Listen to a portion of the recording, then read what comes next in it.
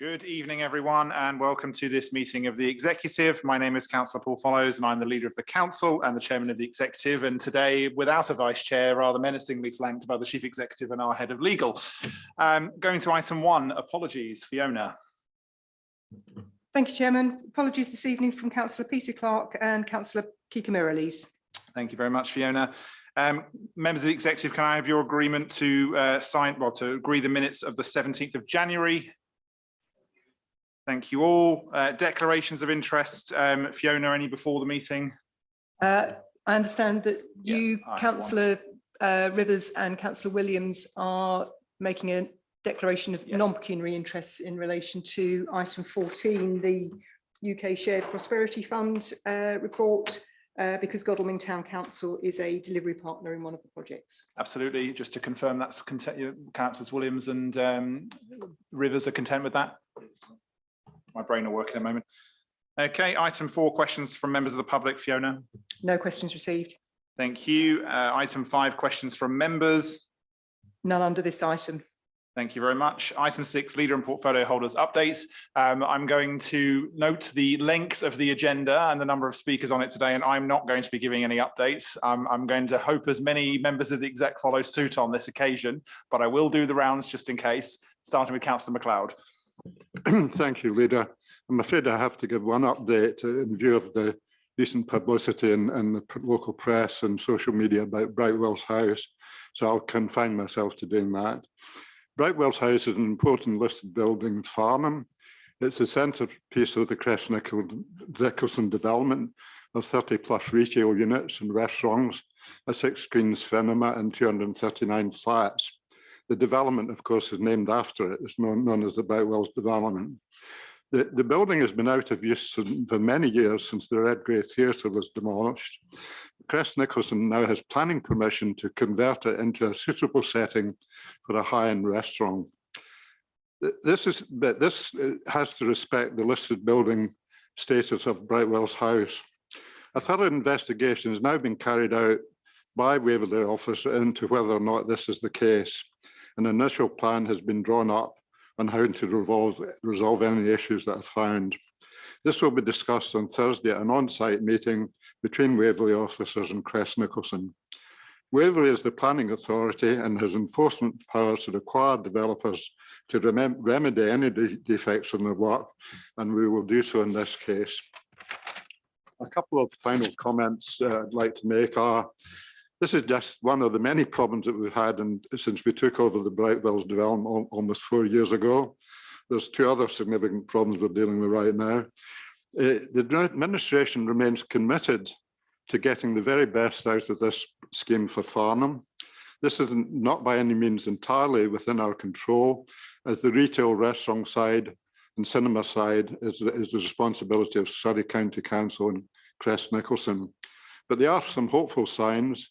On the residential side, the flats are selling very well, including to a large organisation that's taken on a number of flats to rent out, to do them up well and rent them out to high-end rentals. The cinema is due to start fit out in March and should be finished by August. And a good tenant has been found for Brightwells House, a good high-end restaurant for Brightwells House. And there are advanced negotiations going on with several retailers. So there still are problems with the Brightwells scheme, but we remain hopeful and we remain committed to getting the best out of this scheme for Farnham. And there should be a phased opening of the scheme from later in this year. Thank you, Leader. Thank you, Councillor MacLeod. Councillor Penny Marriott. I think I've just got one line which I put at the bottom of what I was going to say, and it said, which encompasses both the EDI policies and the Debate Not Hate campaign, is that we need to encourage people to be kind and tolerant to each other and respect each other's views. Thank you. And no finer prelude than a meeting that includes a significant discussion about planning.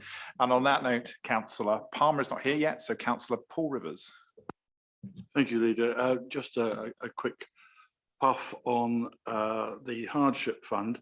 As a reminder, in the 22-23 budget, This council agreed a £30,000 housing revenue account hardship fund. This discretionary fund was aimed to assist tenants who are financially impacted by last year's rent increase. And as the year progressed and other funds became available to support those in hardship, and with the agreement of the LSAB, the Landlord Services Advisory Board, we modified the HRA hardship fund policy to use it only as a last resort, and in particular to permit its use in a proactive manner. And consequently, at the end of January last month, we sent letters to 96 council tenants who are living in the least energy efficient homes according to our records, and informing them of a one-off rent credit of £200 to assist with heating costs this winter. And praise be to Annalisa Howson for her commitment and her drive in seeing this through. We are working to make all homes more energy efficient with a range of improvement programs like replacement windows. And we also have a loft insulation top-up program, or perhaps I should say a loft installation up top program. We are all experiencing, of course, cost of living crisis as inflation increases. And to all of the people watching us now, or when they have nothing else to watch on telly, do let Waverley know through the council website if there are anybody in need. We do not want anyone to be hungry or cold this winter. Thank you, Leader. Thank you, Councillor Rivers. My apologies, Councillor Merriweather. I missed you out in the alphabet, so please go ahead. That's okay, Leader. I can take a hint. I will. I'm going to be speaking a lot later on, so I'll save my voice. Thank you. Thank you, Mark. And Councillor Townsend. Thank you, Leader. I've got a couple of items on the agenda, so I will save my comments until then. Thank you. Thank you, Liz. And finally, Councillor Williams. Yeah, I have an item on the agenda on the Guildford Godalming Greenway Lammasland crossing later on, so I will also pass and enable us to move on to the main business. Thank you. Thank you, Councillor Williams, in which case I'll move on to item 7, which is the recommendations from the Overview and Scrutiny Committees. Before I go into the bulk of the actual items on that particular list from both services and resources, I think Councillor Hyman has registered to speak, so I will hand over to him in the first instance. Okay, thank you very much, Leader. Yes, I did submit a couple of questions in advance, and the first was answered, but I haven't had an answer to my question in regard to comments from the 9th of January Services ONS on the proposed Air Quality Action Plan. They appear to have been missed out from this report. In fact, the whole of the meeting does. Page 18 of the document, of your documents in front of you, omits any mention of that meeting. It looks like it's an accidental omission, but it may well be that there's a good reason for it not being in there. I would have comments to make on the Air Quality Action Plan if it was in there, but as it's not in there, I won't. Perhaps leave it for another day because of your heavy agenda. Thanks. Thank you, Councillor Hyman. Just to confirm, that is an oversight, and the comments of the committee will be included in the report when it comes to the executive next month. So hopefully that gives you some reassurance. In which case I will go then through the list of pending ONS items. The executive have reviewed some of these a little bit, but let's just go through them properly. Usual format for this, if anybody's got any objections or additions to what I'm saying, please flag and we'll make sure it's added to the record. So the first one, unique ref starting R23 ending 7, petition save Crown Court car park. The request was an update on the project timeline, and this is going to be given to the ONS Resources Committee. R23 ending 8, capital strategy. Both those two recommendations were accepted, and the request has been to Councillor Mulliner to cajole, beg or borrow some members to attend a working group on that particular subject, so that can be agreed as well. R23 ending 9, general budget regarding the budget papers. The request was to provide more detailed breakdown of the collaboration savings and recognise that not all pressures highlighted in Annex 1 Note A are solely attributed to cost of living. On part two, the executive agreed that we would take a more generalised approach to some of these sorts of risks, and it would be effectively rebadged as resilience going forward, as opposed to COVID or cost of living moving from crisis to crisis. Whereas item one, I believe, Mark, we're able to go through a more full breakdown of the collaboration when we go through the budget later, I think, or certainly before we get to council proper, aren't we, I think? Yeah, not this evening. Not this evening, no, but before there is before council. Yeah, no, that's been provided. I've seen a chain of emails. Okay, that's all good. Just double checking. Details been provided. Yeah. Okay. Thank you, Leader. Just to say as well that we would be publishing that in our regular quarterly performance updates that go to over in Scrutiny Committee, and I'm certainly happy to do that for the next one as well, just as an update to make sure all councillors have access to that. Thank you, Tom. Okay, then R23 ending 10, housing revenue account budget papers. So the first one is to reconsider the suggested increase in rent of 4%, and there'll be a discussion about that later on the subsequent item. And an amended recommendation 8, procuring contracts to add co-portfolio holders after the section 151 officer also agreed. And then moving into the other ONS services, the LPP1 review, those items were again accepted. Item 2, S24 ending 8.2, again on the LPP1 report, was to look at the timetable. Again, that was accepted. S24 8.3 regarding budgetary provision. I'm sure we'll cover that at how we're intending to deal with the budgeting of the LPP1 review later as well. But I think the point was understood. S24 ending 8.4, clear alignment between work carried out assessing the report and the budget provision. I believe Abby has the joyous pleasure of providing us with a Gantt chart at some point so that we can enjoy that between us. S24 8.5, the progress coming back to LPP, coming back to ONS was agreed. And S24 8.6, the mention of full update to be removed throughout the papers, that was also agreed.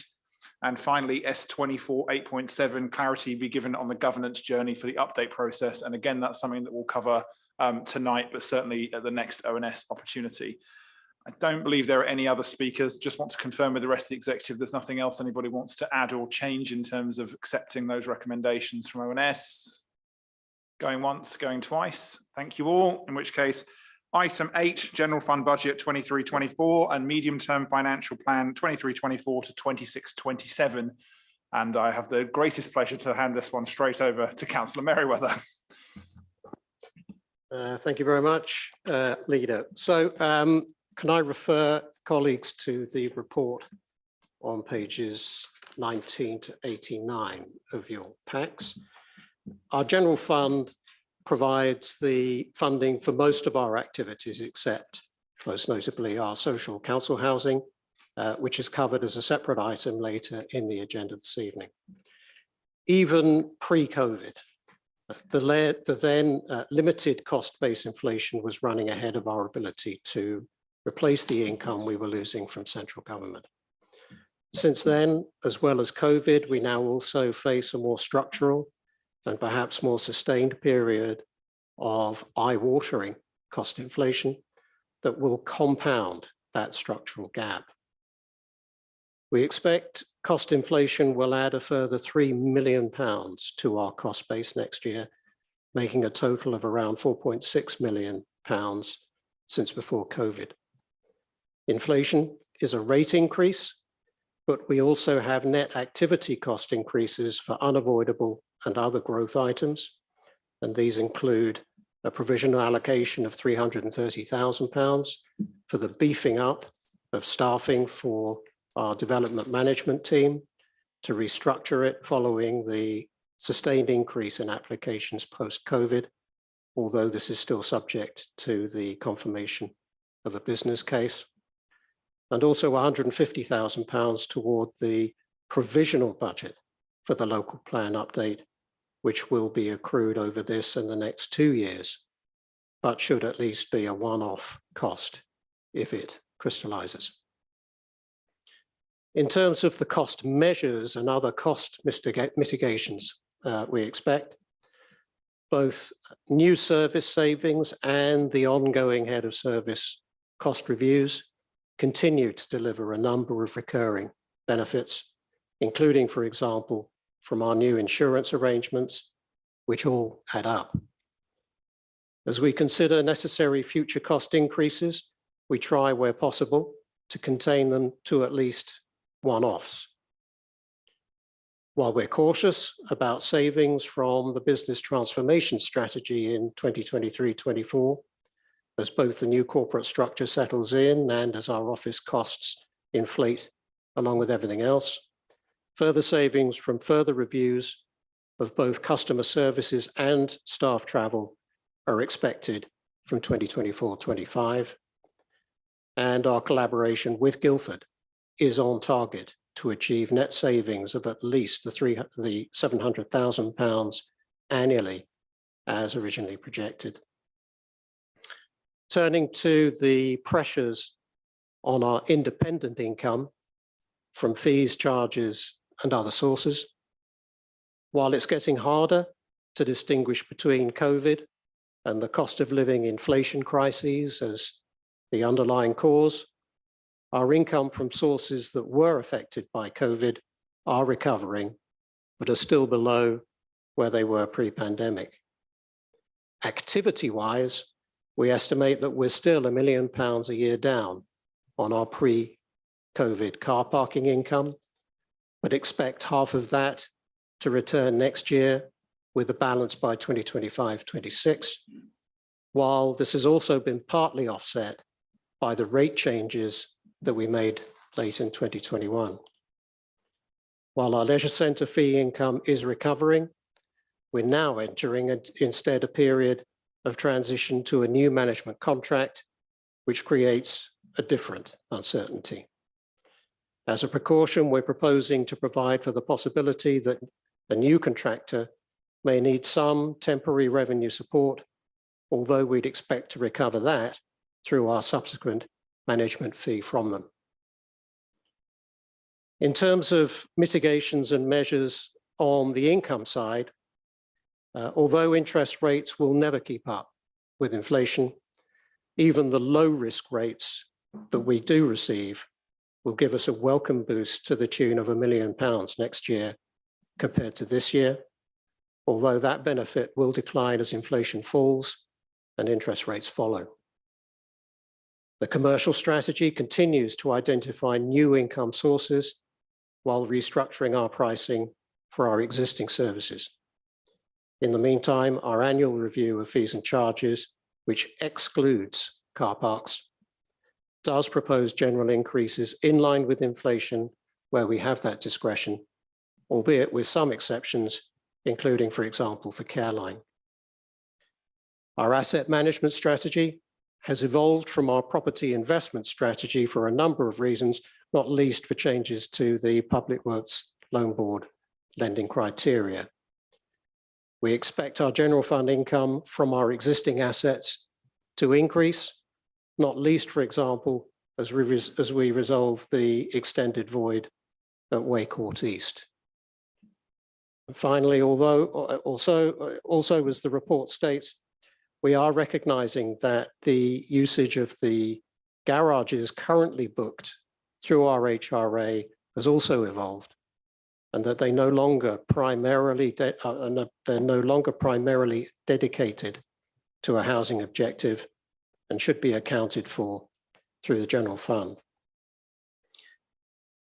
So, in addition to those overall net pressures on our revenue budget, we face similar pressures on our one-off capital project spends, where inflation is affecting contractor bids against our finite capacity to fund them, both for new projects and the maintenance of our existing assets.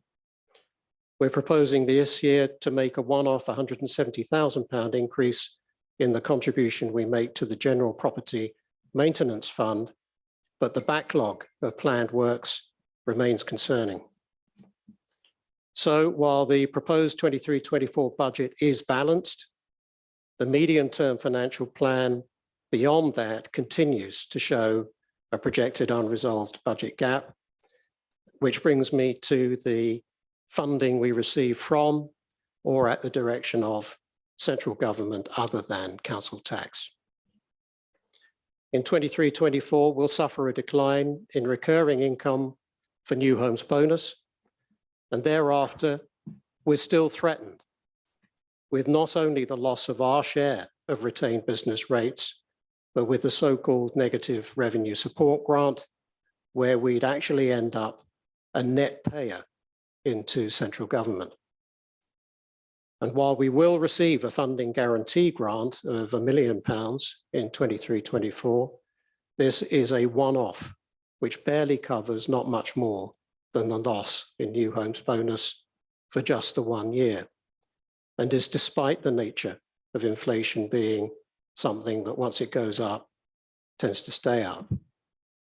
That £1 million also compares to the £32 million that central government takes every year from the £38 million of business rates we're obliged to collect from Waverley's businesses, and of which we currently only keep £1.9 million. So it is that we're proposing to raise our share of council tax by 2.99% in 23-24, for which a Band D income, Band D home equates to about £5.85 for the year. That compares to £5 last year, which would have equated to a 2.6% rise. We're still maintaining the council tax support scheme, which will, at least for 23-24, be supplemented by a prescribed central government council tax support fund. Before I finish, I'd just like to acknowledge and thank the finance team, Rosie, Peter, and the guys who have done yet again another splendid job in pulling all of these things together thoroughly in a very, very short time frame. Thank you, Leader, and I commend the recommendations to the executive. Thank you, Mark, and I'll also extend my thanks to the finance team, and I'll do the HRA one as well. So Peter, Candice, Rosie, thank you all for what you've done, and also to Mark for this being 4 years in office and your 4th budget, which makes you, by Chancellor's terms, one of the most stable Chancellors in the United Kingdom at this point. So thank you again for everything that you've all done to bring this budget to us. I've got one speaker registered, which is Councillor Hyman, who I will go to first. Fiona. Thank you very much indeed, Leader. Yes, one thing that I'd like to raise first of all, is I haven't heard raised in the Chamber in respect to the budget, is the cost of, in the fees and charges, the cost of hiring playing pitches. And it's been raised with me that this at 9% increase across the board is going to make it increasingly difficult to encourage children to join the sports teams and obviously cover the costs of it. I appreciate that there was a 9% RPI announced, and we've gone along with that in that respect, but we haven't with everything else. I think we generally appreciate that it's driving inflation if we are putting prices up that much, and whatever we want inflation to be next year, let's apply that this year. So putting it up 9% would suggest that we're going to be encouraging more inflation next year. We've got a corporate aim of encouraging sports. I just wondered whether any sensitivity calculations, I suppose you'd call it, that have been carried out if the 9% increase in the cost of hiring sports pitches were reduced to 4% or 3% in line with council tax. What would the annual income reduction be? And I think we ought to know that before the council meeting, certainly, because it could be an issue which is highlighted. The other thing, I did put in questions in advance in respect of the appropriation of the garages, which I've raised before at previous budget meetings, and I'd like those questions answered if I might. I have been through, and I've got up in front of me, the guidance on the ring fence, which contradicts what we're being told in the in paragraph 10.4 on page 28 of the documents in front of you. My questions were, given that recommendation 4, really appropriation of the HRA garages is for noting, can you tell me when the decision to appropriate the 631 garages was taken, by whom and under what powers, and what compensation is or what was paid to the HRA? It says at 10.4 at market value, but it's quite confusing. There are a number of different figures throughout the documents which look at sort of £250,000 or £100,000, or 2 lots of £100,000 are mentioned in one place. But that's certainly not the market value of 631 garages, I wouldn't have thought. And then at the 31st January member briefing, we were told that we have to do this, but the government advice in the ring fence suggests otherwise, point blank otherwise, and states that it would require tenant involvement and consultation. So to what extent is discretionary, and what consultation has been conducted? So if we can have some information on that, because it's very strange to have a recommendation amongst the budget for noting an appropriation that I'm not entirely sure has gone through in any way publicly. It says that, you know, effectively our strategy is to appropriate now and then have a garage strategy later. Surely that's a cart before the horse, Leader. We have to have a garage strategy first before we take measures which are questionable, certainly. I haven't had answers to these questions in advance, so I expect that someone can give us answers now. Thanks very much for your time.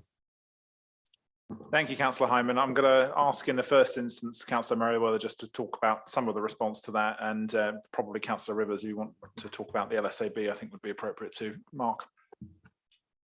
Thank you, Leader. I believe, and I haven't got it in front of me, but I believe that the note that discusses fees and charges does include an estimated yield impact for the increase in the rates for all of the charges. So if you halve the yield impact in the report, you'll get the sensitivity to what the number would look like at around about 4.5%. In terms of the HRA and the garages, it's the issue that we have is fundamentally what the HRA is. It's not a classification. It's not a sticker that's put on every garage that says this belongs to somebody. It's a revenue ring fence. It's a bookkeeping exercise. So this wasn't so much a decision as an accounting requirement. The HRA is, as I say, a revenue ring fence, and the charging of cost and income into the housing account is determined by statute. The HRA is not allowed to cross-subsidize the general fund account. So essentially, although property can be transferred for accounting purposes between the HRA and the general fund, in legal terms, there is no transfer of title or lease of the property because the council's HRA and general fund are not separate legal entities. The council must follow proper accounting practices as defined in section 21 of the Local Government Act 2003, apparently. And this means proper accounting is not a matter for consultation. The garages are not provision of dwellings, and there is a significant maintenance liability attached to the poor condition of them. This liability is not the responsibility of the tenants to pick up in the HRA. Should this liability be charged to the HRA, the HRA will be cross-subsidizing the general fund and be in breach of Schedule 4 to the Local Government and Housing Act 1989. Asset appropriations between the general fund and the HRA are dealt with by means of capital financing requirement, CFR adjustments, rather than a transfer of funds. The value of the garages will be moved from the HRA assets to the general fund assets accounts, creating an increase in the CFR for the general fund that will need to be managed through the annual minimum revenue provision charges. The HRA CFR will reduce, giving an increase in the headroom available to the HRA to enable it to take on more capital initiatives. In terms of revenue impacts, while the HRA is losing the income, it will also not have the depreciation charge, which leads to a net loss in revenue income of £80,000. But as I said, there's also a significant maintenance liability attached to the garages, and this will now also transfer over to the general fund. Having said all of that, it's just a summary of the situation, and I believe that officers will be providing Councillor Hyman with much fuller details if they haven't already. But I'd also just like to note and stress for completeness that this proposal was discussed and accepted by the Landlord Services Advisory Board. I'll hand over to Councillor Rivers, who might want to say some more. Thank you, Leader. Yes, yeah, I co-chair the LSAB with the head of the chair of the tenants panel, and I think, in summary, everybody on that board, including tenants, thought it was an eminently sensible thing to do. Now, I think we can say nothing more about that, but they were quite. The question is whether or not they actually had any of the garages, but no, they saw no problem in it at all. They understood the issue and were very pleased to give their full support. Thank you, Leader. Thank you very much, Councillor Merriweather, Councillor Rivers. I think my only comments on a lot of this budget is watching again in the days before Christmas and in the days just after New Year, where the council was, I think nearly the right word is bombarded with the random bits of grant and other things that the government decided to throw our way or extant money that was rebadged in the last 5 minutes. I think the point I have to make every single time we do one of these is that the uncertainty ends up being as big a problem as anything else, as we lurch 1 year to another without any kind of fundamental plan from the government about local government funding. And that's before we get to things like there probably should be more tax bans, for example, all of which are far beyond a borough council to legislate on. Any other comments from any members of the executive before I bring it to the 7 recommendations, which I will of course need to read in this case? Nope. In which case, I will take the recommendations together as a block, but we'll read them now. Recommendation 1, agree a 2.99% increase in Waverley's Band D council tax charge for 23-24 with resultant increases to other council tax bands. 2, agree to continue the council's existing council tax support scheme at current levels. 3, agree to a general inflationary increase to fees and charges for 23-24, except for car parking charges and some exceptions as proposed in Annex 4. 4, note the appropriation of garages from the HRA to general fund and approve an increase of 4% to the weekly charge for all garages from the 1st of April 2023. 5, approve the general fund budget for 2023-24 as summarised in Annex 2, incorporating the baseline net service cost variations included at Annex 1 and Annex 3. 6, approve the general fund capital programme as detailed in Annex 5. And finally, 7, approve the reserve movements as set out in Annex 6. Can I have all those in favour of those recommendations to council? Thank you all, that's clearly carried. Moving on to item 9, the HRA business plan, revenue budget and capital programme. Again, I shall hand over to Councillor Merriweather. Thank you again, Leader. And I refer members now to pages 91 to 117 of your packs. In this part of the agenda, we turn to the ring-fenced account into which our social housing rental incomes are received, which together with some other income can only be used for legally prescribed purposes. These include not only the recurring annual costs of operating, administering and maintaining our council homes, but also their major repairs and upgrades, the development of new affordable homes, and the servicing and repayment of the £189 million mortgage that the council was required to take out in 2012 to transfer the HRA into the self-financing basis that it's been on since then. As I say, the HRA is self-financing and the annual budget must balance.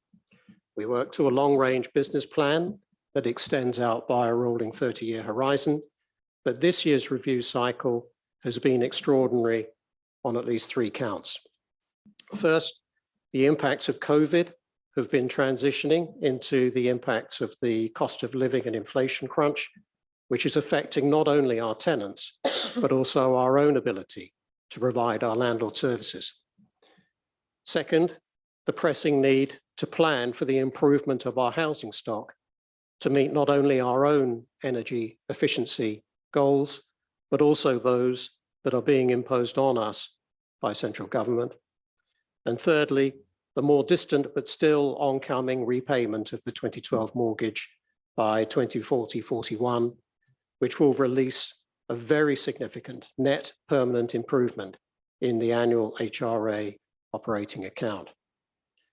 So it was in December 2022 that we agreed to change the mortgage debt strategy so as to rephase the net repayments and thereby free up rent income now to fund housing maintenance and the energy efficiency program.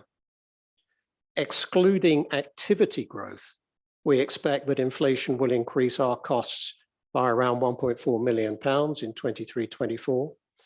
But after allowing for compensating interest and receipts, that impact is contained to about £1.1 million net. This was one factor in considering the rate increase for rents. But there's also a very strong case to consider that it seems unfair, if not regressive, that the rents we charge our tenants could be raised by a rate that is much higher than the percentage we can raise council tax on all of the homes in the borough up to and including Band H. We're therefore proposing that rents, service charges and energy recharges should rise by 4% in 23-24.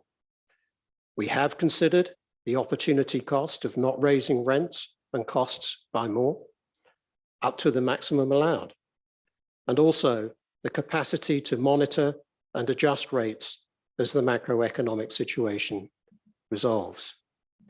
But given that the HRA is self-contained, is self-financing, and that this is a time value matter, we believe that our recommendation is, on balance, fair. Finally, the recommendation to delegate certain authority for work in the maintenance budget is considered beneficial for the delivery of the works identified.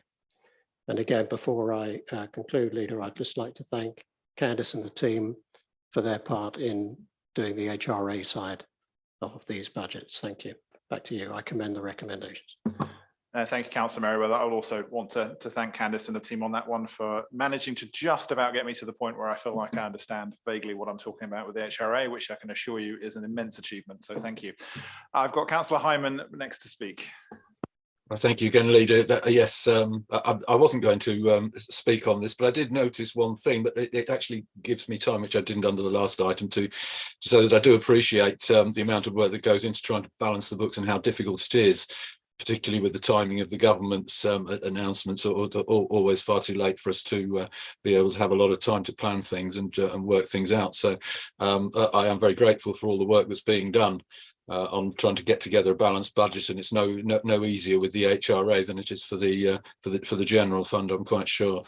I do have one concern. I looked through the HRA papers, and on page 111, which is the first of the big pull-out sheet, at the top there, we're losing the budget for sewerage works.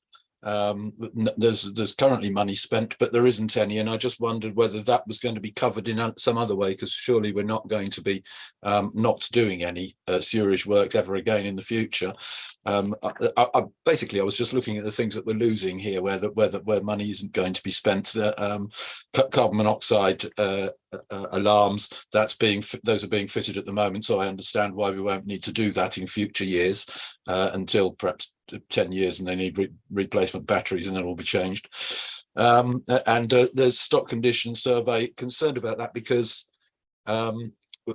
ever since about 2004, 2005, we've been told continually that we're doing a full stock condition survey. It's about time we had somebody who had the responsibility for this and was held responsible, because we're still awaiting a stock condition survey, which is getting on for 20 years later.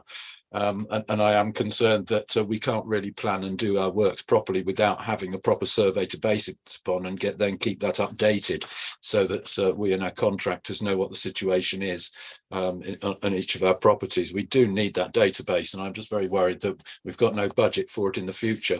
But assuming it's going to be done, and it never has before. So if I can have some assurances, please, in that respect, that we're being realistic when we're saying we're not going to be spending any money on it in future.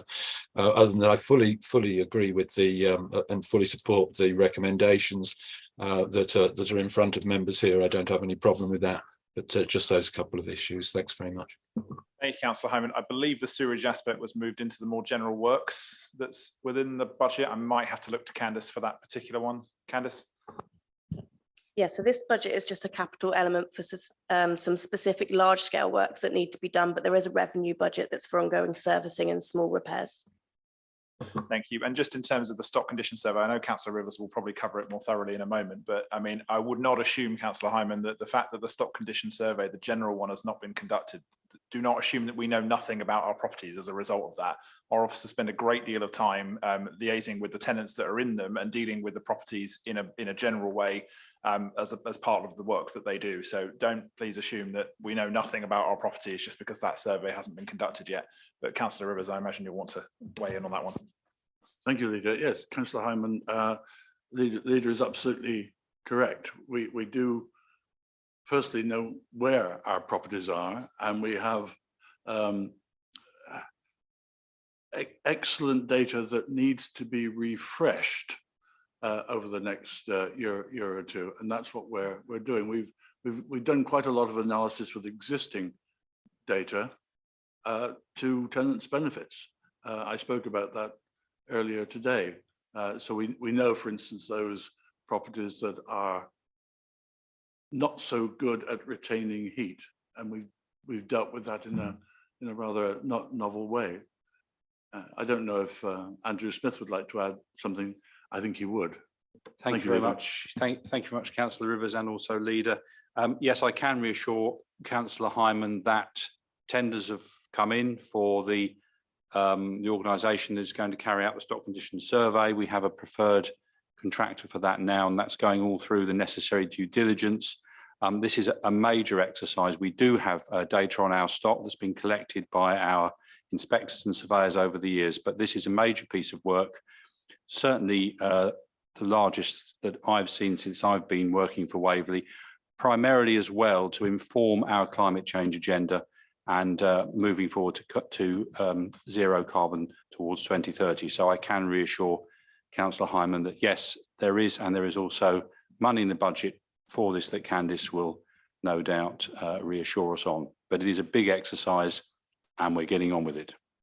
Thank you. Thank you all. And yes, the more energy efficient we make our homes, the cheaper they are for residents and the better they are for the environment in one very convenient push. Any other speakers on this? I do just want to bring attention to the point raised by ONS in regards to the 4%. I mean, it was also discussed at LSAB. I think in general, and correct me if I'm wrong, Councillor Rivers, the LSAB generally content and accepting of 4%, but there was slightly more reticence on 5%. Thank you, Leader. Yes, Candice gave an excellent presentation. And I think members of the tenants panel that were there fully understood the benefits of that. But of course, it's a slightly different matter when you're paying the rent yourself. Thank you. Thank you. Any other comments on this item? Councillor Williams? Yes, obviously, I sort of endorse the comments that have been made by Councillor Rivers. You know, there's huge reluctance, I think, to countenance and any kind of rise in rents in a time of increasing government induced austerity, especially given the challenge of a completely ring-fenced housing revenue account and what is effectively a kind of rigged system. It is, as I think the leader pointed out, an utterly appalling framework that is set by central government, or rather years and years of unrelenting Conservative government. So I think we are between a rock and a hard place. And I think what we've tried to do, and what the team have tried to do, is to set a sensible course that that meets the needs of our housing supply with the minimum impact upon our tenants. And I think it is why I would kind of support the proposals that are going forward today. I would also add my own thanks to the work of the housing team in terms of getting our stock condition survey up and running. And I think it is absolutely critical in terms of moving forward properly with regard to our trajectory towards a zero carbon housing stock, which is not just addressing our climate crisis, but is addressing our fuel poverty crisis, which is currently being experienced by our tenants and by citizens of Waverley across the board. Thank you, Councillor Williams. Any other comments? In which case, I think my final comment will be that the recommendation is obviously for 4. It is certainly, I imagine, a discussion that full council should also have as to whether that should be 4 or 5. And so I'll just remind everybody here that although this recommendation will propose 4, if there are any, there may well be an amendment at council should the debate on that go a different way at the time. I do think that should be something that council as a whole, though, should weigh in on, and I will certainly encourage them to do so on the night. In which case I will move to the recommendations, and apologies again for a budget item. I am going to read them, but I'm going to take them as a block if everybody's happy for me to do that. Yep. Okay. So the item 1, so recommendation 1, the rent level for council dwellings be increased by up to 4% from the 22-23 level with effect from the 1st of April 2023 within the permitted guidelines contained within the government's rent setting policy. 2, the service charges in senior living accommodation be increased by 4% per week from 1st of April 2023 to £20.90. 3, the recharge for energy costs in the HRA properties be increased by 4% per week from the 1st of April 2023. 4, the revised HRA business plan for 2023-24 to 2053-54 as set out in Annex 1 be approved. 5, the approval charge for the fees and charges as set out, the approval change for the fees and charges as set out in Annex 4 is noted. 6, the housing revenue account capital programs as shown in Annex 5 and Annex 6 be approved. 7, the financing of the capital programs be approved in line with the resources shown in Annex 7. And 8, to deliver the works identified in the maintenance budget it is recommended that the authority is delegated to the Executive Head of Housing in consultation with the co-portfolio holders for housing and the Section 151 officer to procure and enter into contracts valued over £100,000 as shown in Annex 8. Can I have all those in favour, please show? Thank you. That is recommended to council. Moving on to item 10, Councillor Merriweather's last financial bit of business tonight, the Capital Strategy 23-24. Thank you, Leader. Yes, the capital strategy. So can I refer colleagues to the report, which is on pages 119 to 178 of your packs, and especially the chart that's on page 137 of your pack, because that is by far and away a very useful reference to have to hand. The capital strategy is actually a suite of interdependent strategies, policies, practices, principles, plans, and similar statements of how we approach capital investments and expenditure in a prudent, sustainable, and resilient manner. While we'd always seek to apply best practice to do this, as the report says, we're actually very heavily regulated if not prescribed in how we do this anyway, by law and by codes issued by the Chartered Institute of Public Finance and Accountancy, and also by the government's lending terms with which we also align. The chart on page 137 of your packs summarizes the framework of the key elements of the strategy and how they're connected.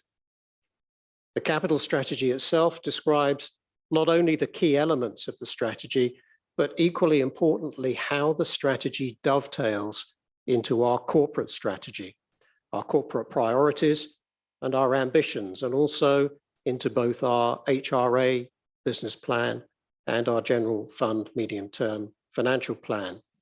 And just for the avoidance of doubt, for the purposes of the capital strategy, no distinction is made between the general fund and the HRA. We adopt a whole organization approach.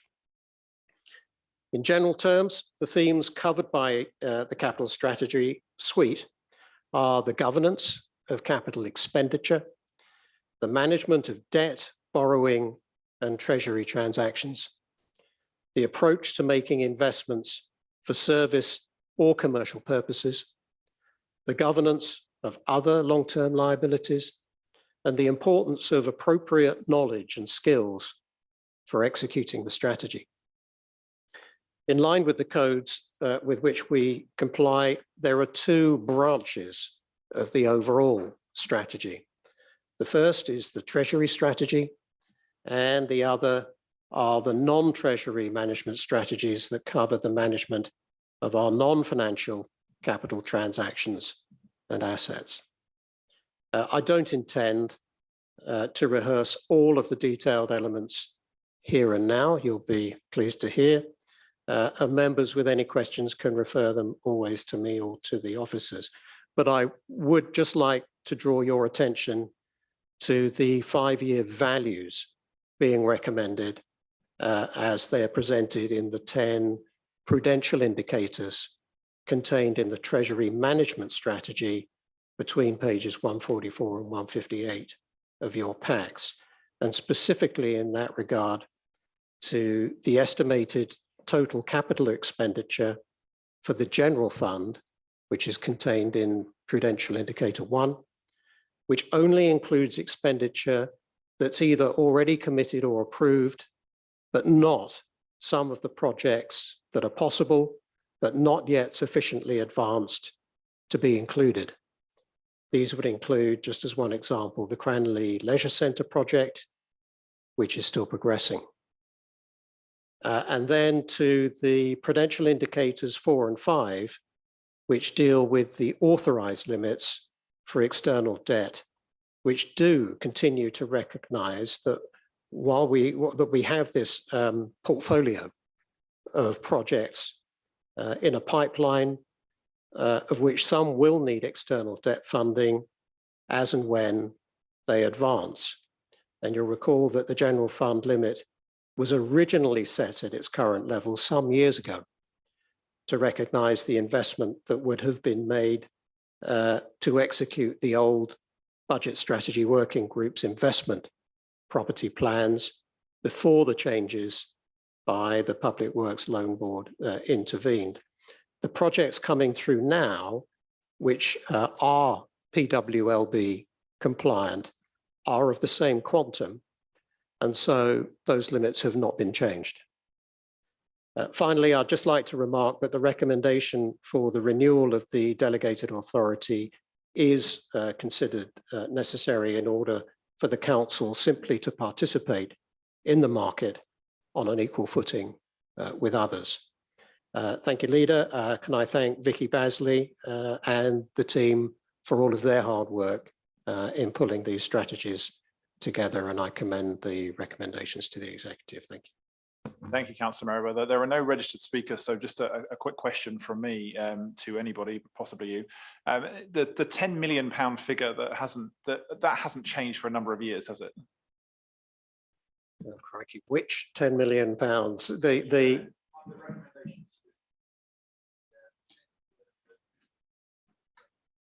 Oh, I beg your pardon. The delegate. No, that's it is something which we renew every year and have done so routinely. Yeah. In terms of being able to actually act in an agile way in the sort of investment markets that we're in, I mean, do we at some point need to look at whether that 10 million is still a sufficient figure? Well, with inflation going the way it is, I wouldn't rule that out. It's been adequate up until now. The projects that we have in the pipeline, I think, are within that. But whether 10 million will be adequate for next year or the year after, I think is still to be determined. Thank you. Any other questions from anybody? Okay, seeing none, I'll move to the recommendations to council.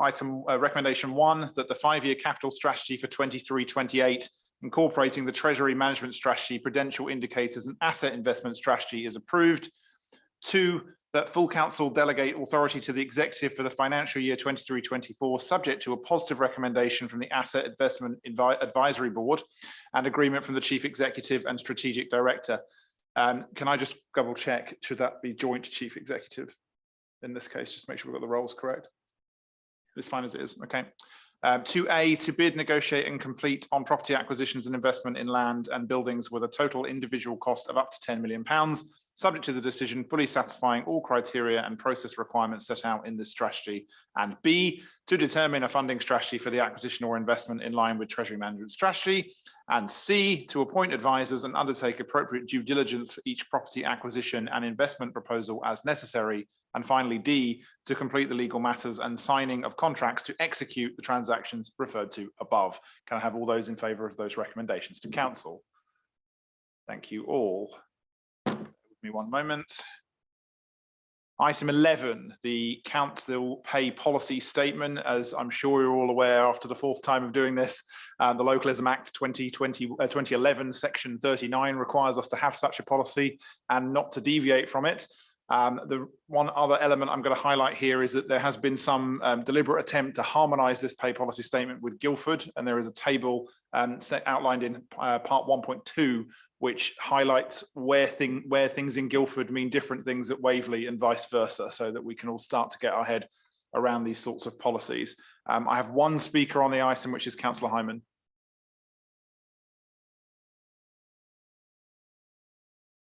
Yes, thank you. My apologies, because I was trying to put questions together in advance of the meeting by yesterday noon, but ran out of time on this one. If I can refer you to page 188, if you've got that in front of you, down the bottom under fees for election duties, it says the Joint Chief Executive is the council's returning officer who has overall responsibility, blah, blah, and I don't think that's true. And I wondered whether that should be in there as it stands, or whether we should correct that if necessary before the council meeting, because I don't know that we should be agreeing something at council which is questionable. So that's why I'm asking. I know that there's nothing in here about working from home or whatever. So I assume that's because there isn't any difference at the moment. So it's just that matter there that I'll raise, and we'll perhaps leave other questions till next year. Thanks. Jerry, Councillor Hyman, you are entirely correct, and I will be motioning for an amendment to strike the words "the Joint Chief Executive is" from the second line of paragraph 11 of the policy. So it reads, the council's returning officer who has overall responsibility for, etc. Can I just check that members of the executive are happy to accept that amendment to part 11? Thank you, Councillor Hyman, for flagging that. That was something that was missed in the drafting, and will be adjusted accordingly. At which point I will happily move it to the recommendation if there are no other comments from members of the executive. Okay, seeing none, the recommendation is that the executive recommends to council that the pay policy statement for the 23-24 financial year attached to Annex 1 be approved as amended. All those in favour, please show. Thank you all, and thank you again, Councillor Hyman, for that. And now we're on to, I'm sure, what will be the highlight of the evening for us all. Item 12, Local Plan Part 1 Review. Councillor Townsend to introduce. Apologies. Thank you, Leader. I know that there are some questions on this, and also councillors wanted to read a statement as well. So, to be honest, for brevity's sake, and to avoid myself repeating myself, I just would like to, perhaps with your indulgence, go straight to the questions so that we can go through those. Yes, to save me repeating myself several times over. Thank you. Let's see if we can manage to achieve that. Councillor Coburn, I believe you are first registered to speak, and you have the floor. Thank you, Leader. Portfolio holder, do you wish the questions one by one? Is that the way you want to go through them? That's entirely up to you, but yes, I'm happy to, fine. Okay. do that approach. Right, no problem at all. I'll start with number one because it seems a good place to start. Planning policy guidance suggests that the LPA should complete a review of a 5-year-old plan and decide either that its policies do not need updating and publish the reasons for this decision, or that one or more policies does indeed need updating. It's a matter of judgment for the LPA, where in Regulation 10A of the Town and Country Planning Regulations 2012, does it say that a full review of Local Plan Part 1 must result in a major update, please? Thank you, and thank you for the question. So as set out in paragraphs 4.1 and 4.2 of the report, there is a statutory duty, not just a suggestion, to review a local plan no later than 5 years from the adoption date. This is to ensure that the policies remain relevant and effectively address the needs of the local community. The NPPF and NPPG are clear that most plans are likely to require updating in whole or part at least every 5 years when their applicable local housing need figure has changed significantly. And as you know, this is outlined within the guidance. I'm sure I don't need to read that. I'm sure that Councillor Coburn is probably quite familiar with the local housing need paragraphs. Officers have undertaken the review of Local Plan Part 1 as set out in section 5 using the toolkit provided by the Planning Advisory Service and looking at conformity with the National Planning Policy Framework and changes in local housing need as well as housing delivery. The conclusion is that Local Plan Part 1 needs updating. It would be misleading to suggest otherwise. And also, given that the evidence base for the plan was largely assembled between 2013 and 16, that is a consideration as well. In addition, the government's calculation of local housing need is significantly higher than the housing requirement in Local Plan Part 1.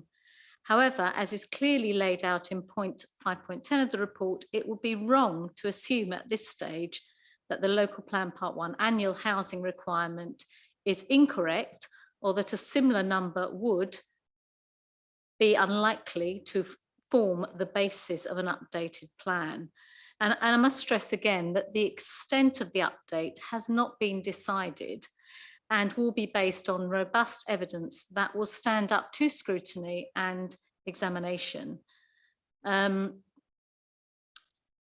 I think that probably outlines that first question, and there is no implied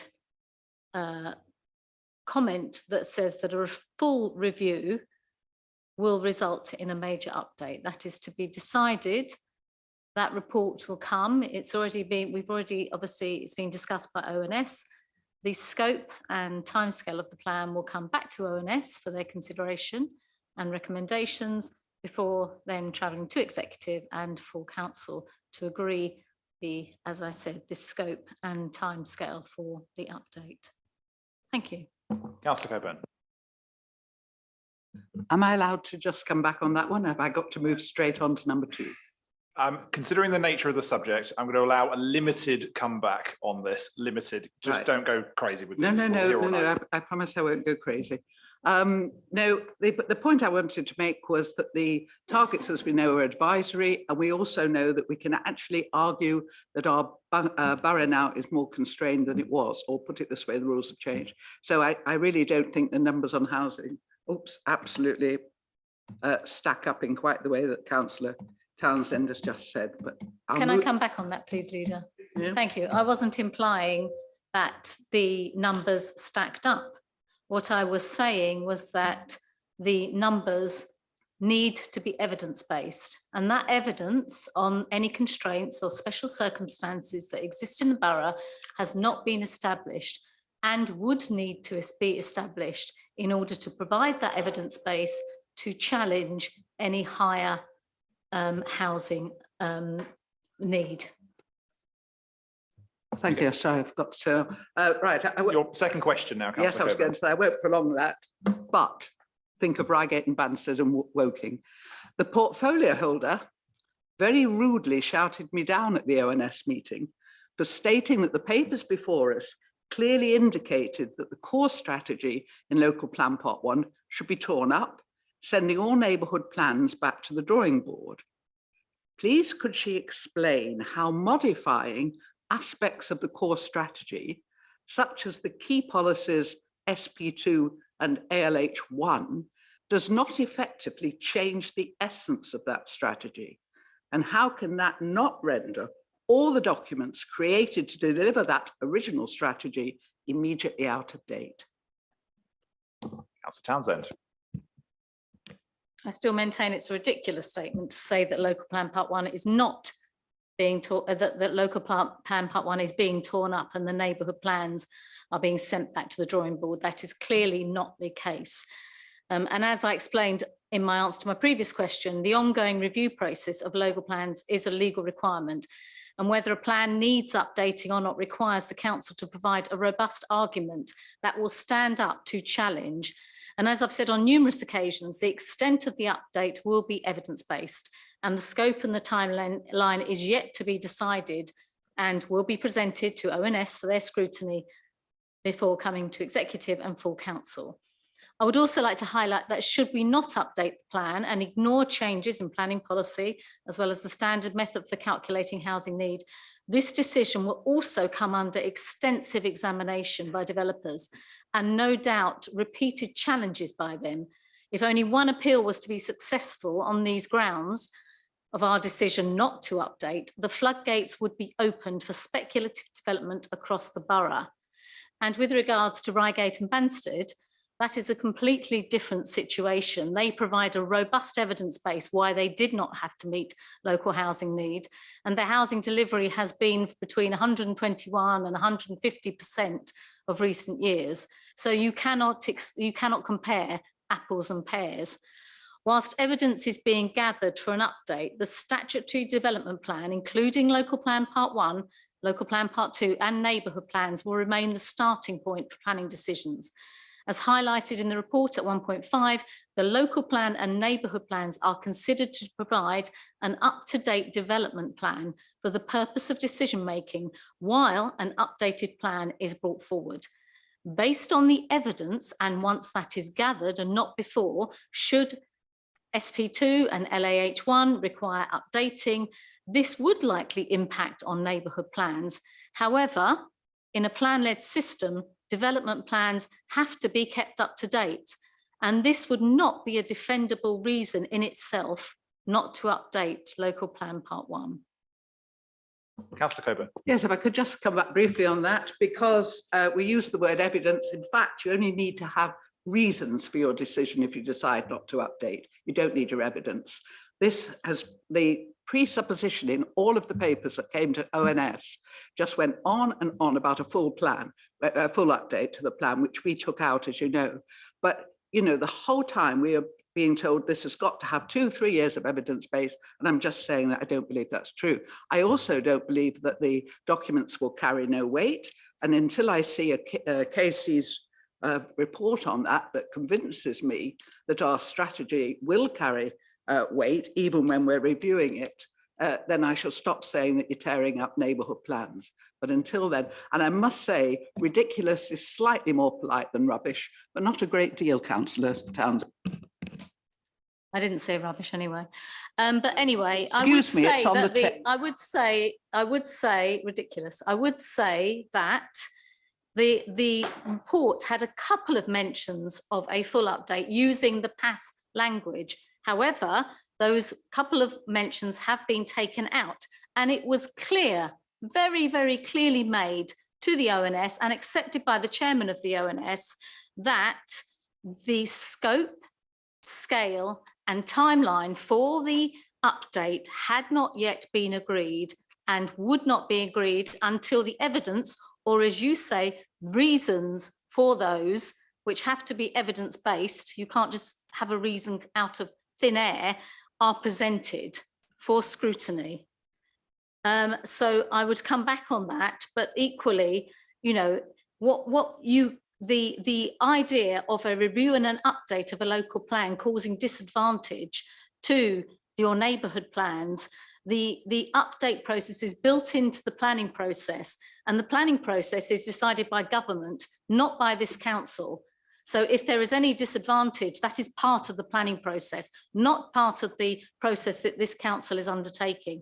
We have to review the local plan, and then on the evidence or the reasons, and good reasons, that we have to update.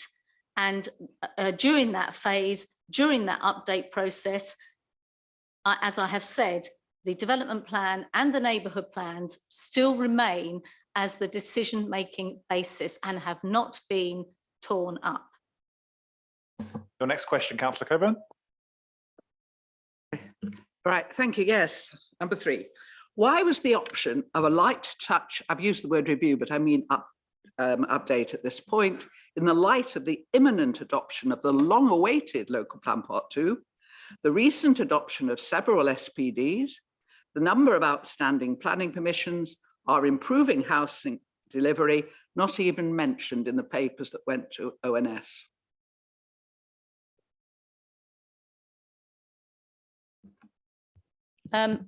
So the update to the local plan, as I said, must be evidence-led.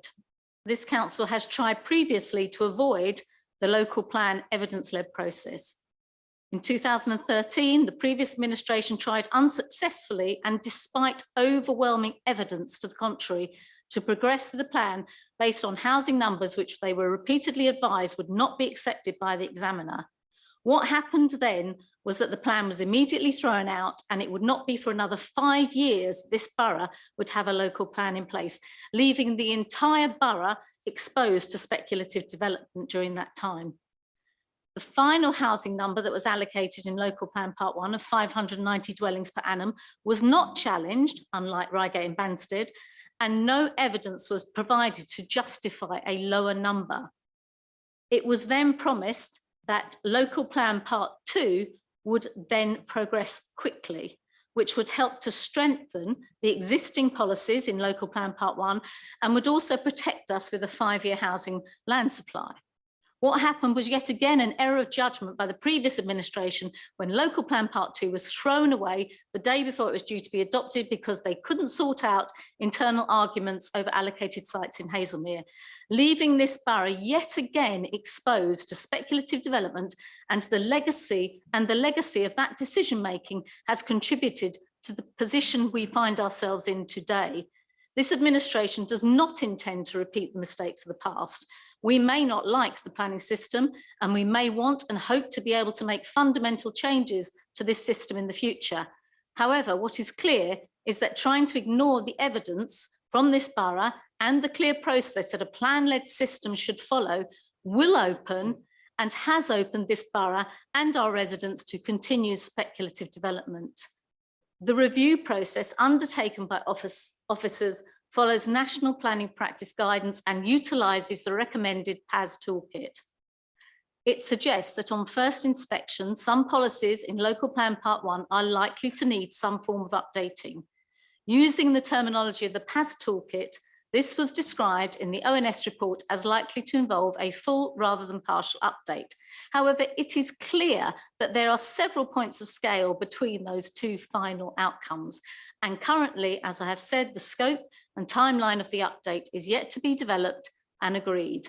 I can only begin to imagine the scale of displeasure of the ONS committee if the background of information was not provided to the committee and ultimately to the residents we serve. That is the correct and proper process rather than the suppression of what should be public documents. Commitment to transparency is something that this administration values, and it would be highly irresponsible to believe that developers who have highly experienced and retained legal teams at their fingertips are not aware and scrutinising decisions being made by Waverley, along with all the other boroughs and district councils. The review and update of Local Plan Part 1 should not be interpreted as implying that the current plan is no longer the starting point for planning decisions. This is not what officers said, and the report has quite rightly been revised to avoid any confusion and to emphasise that the scope of the update and the timetable for its preparation are matters for future scrutiny by the ONS committee before consideration by Executive and full council. We will also have a clearer understanding of the implications by then and the timeline of the proposed planning reforms. Councillor Coburn.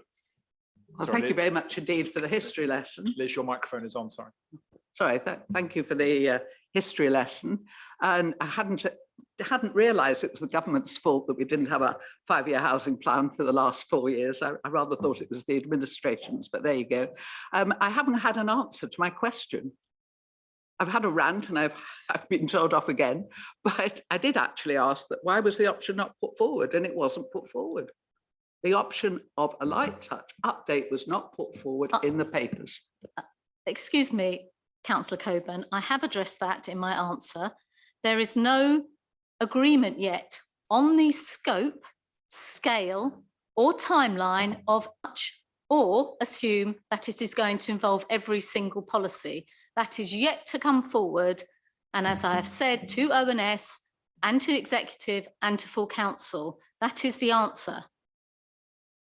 Councillor Coburn. Right, well, I think she's actually answered my next question, but I'll ask it anyway as it comes in that order. The portfolio holder must have agreed that all the supporting documents should be published. Why did she effectively decide to tell residents and developers alike that major updates will be necessary when members are being told that that the decision has yet to be made? I think we've had the answer to it. I think I have already answered that question.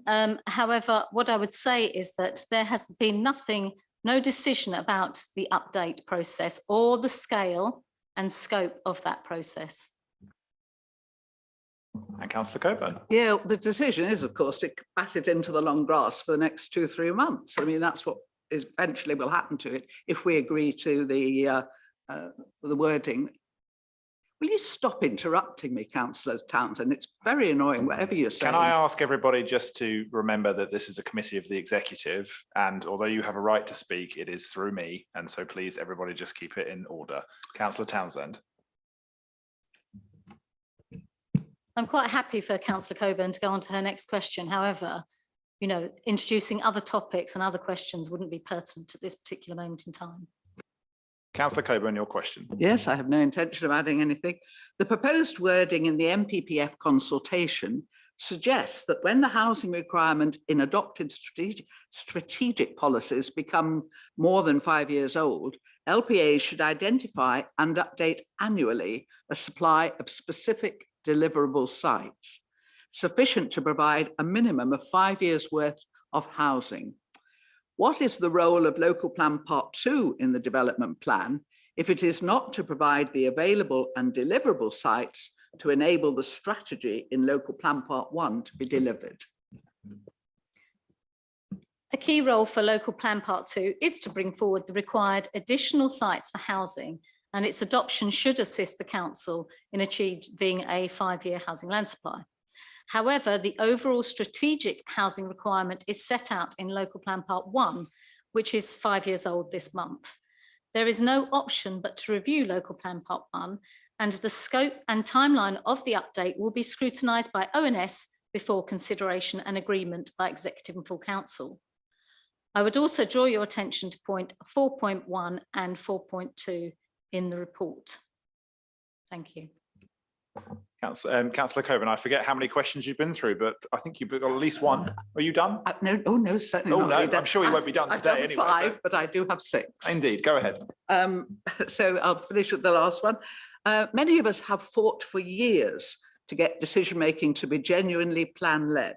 The government has eventually listened and proposed imminent changes to the MPPF that could be beneficial to large parts of the borough, including any neighbourhood plan that allocates sites. Why, therefore, is the executive ignoring the needs of vast numbers of our residents, not defending its own development plan by seeking a swift and minimal update, and instead preparing to spend over £800,000 of taxpayers' money on a lengthy update, which we've been told is going to be 2 to 3 years and will not start until the scoping is 2 to 3 months down the line? You mentioned about people fighting, you know, for years, as have I, for over 10 years, whilst the then administration of this council pursued an unreasonable and an unevidenced housing number, leading to an abandoned core strategy, which then threw the borough into the laps of the developers and speculative development, particularly, I should add, in Farnham and Cranley, and latterly Orfold.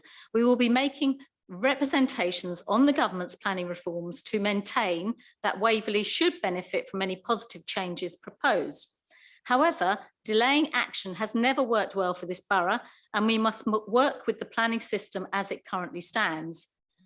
The update of the local plan requires a robust evidence base. You cannot argue that a minimal update is required without the evidence.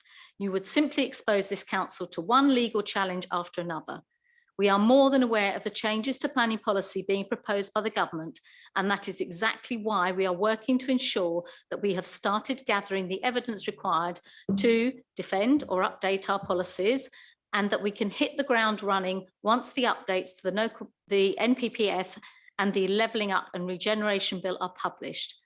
With the budget secured to cover all eventualities, as we are setting the budget at this moment in time, we will have the ability and agility to move quickly based on what will provide the greatest advantages to the whole of the borough. We will continue to take legal advice on this matter and to share that with members when available. Thank you, Councillor Townsend and Councillor Coburn. I'm now going to hand over to Councillor. Can I just? Yes, of course. Let's go ahead. No, go ahead. With regard to the costs, the report is very clear that the indicative costs relate to a comprehensive update of evidence for the plan only if that is required. It is only prudent to ensure that we are in a position to be able to act swiftly by securing an adequate budget for the best interests of the borough. The actual costs will reflect the agreed scope of the plan once that has been agreed, which will be after the budget has been set, and therefore we won't be able to change it at that time. And we will look for cost savings within whatever scope is then decided and wherever possible. You want to come back for one last time, Councillor Coburn? A genuine question to you, Leader. Would it be possible, could we have KC's judgment on whether or not our plan will actually carry weight? Because this is the bit that worries me, and I'm sure it worries other councillors, because if we tear up local plan part 1 and effectively tear up the rest of our documents because they don't carry full weight, we are going to be in even worse position than we are now. Now, though I think our officer's opinion is quite clear and quite correct on this, Councillor Clark and I specifically have asked for such legal advice to be given, and I believe Wayne Beglan KC is going to be asked that question if he hasn't already.